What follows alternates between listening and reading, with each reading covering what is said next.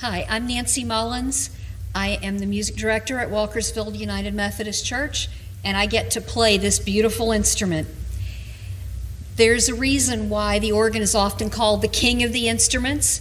It's the coolest one of all of them to play. It imitates other instruments as well as being its own. We have a selection of stops up here. We have two keyboards and a pedal board. The pedals are considered another keyboard also. There are 61 notes on each keyboard, 32 notes in the pedals. We have a selection of stops up here. The stops help us select sounds. There are 4 families of sounds in the organ. There's a principal sound, which is what we use for hymns.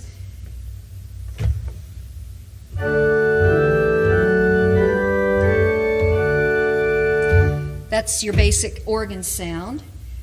We have a sound that imitates strings.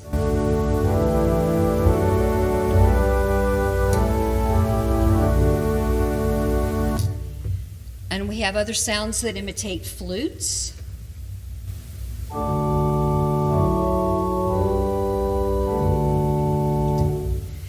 And we also have very loud sounds that help to make the organ really celebratory.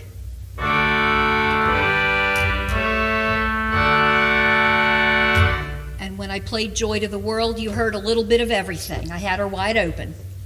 So that's the 4 families of stops that the organ has. The first problem that we started having about 4 or 5 years ago was when I would push pistons. These are presets that I set up ahead of time so I can change sounds quickly from something really quiet to something really loud.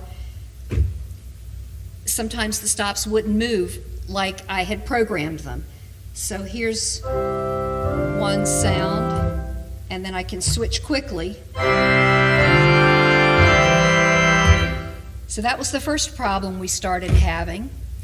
And then we had an issue where I would play a key and a pipe would continue to sound after I had released the key.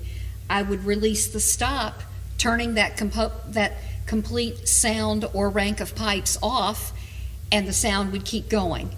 So I'd have to go back in the pipe room and play with it a little bit to get it to stop.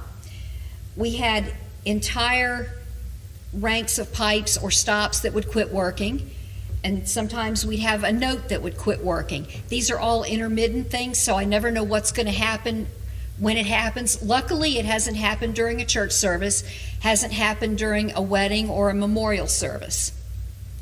And now we're going to show you some of the insides. Okay, these are the ancient components that will be replaced by something called solid state computer equipment. And I looked up solid state on the internet, and it means there are no moving parts. I'm sure there's a whole lot more to it than that, but these little pieces are unavailable, and there's a lot of this other stuff that you can't get anymore either. And this is what's giving our issues, or at least part of it.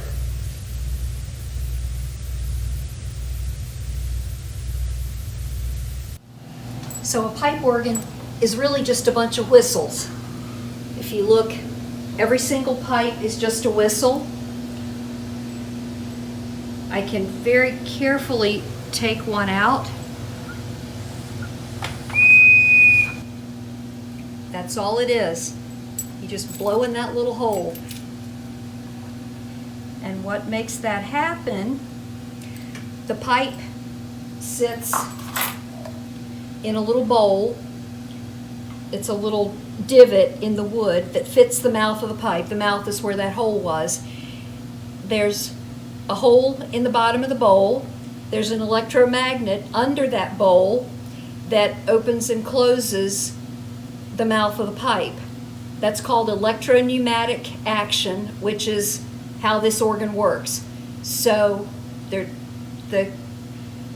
electricity from the console makes the correct pipe do the correct thing. We also have wind chests underneath.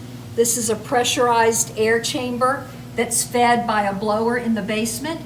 And these guys have some spring action that keep the pressure where it needs to be so that there's always air to go in the pipe.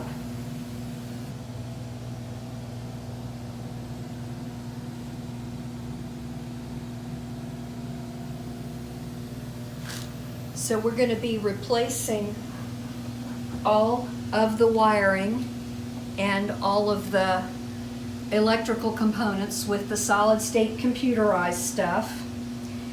And they will be simplifying the wiring. There'll be USB cables instead of all the tons of wires that you've seen on these great videos. The organ will be controlled by a computer. The computer can be updated, it can be amended, we can add software. If a hymn is too high for us to sing the way it's printed in the hymnal, I can be playing along using one set of pipes, and if it's too high, I can flip a switch and it'll immediately use a different set of pipes as if I was playing lower, so that we won't have to sing quite as high, but it'll do it at the flip of a switch, which is pretty cool. We'll also be able to download extra sounds off the internet if I want a string orchestra or a brass choir. We'll be able to download those sounds off the internet to use. The whole thing obviously is going to be costly. It'll take them about 2 weeks. The organ will be down unusable for about 2 weeks, and the cost is going to be between $30,000 and $35,000, or at least that's what it was close to 5 years ago when we got our estimate. We need to get some of those things updated.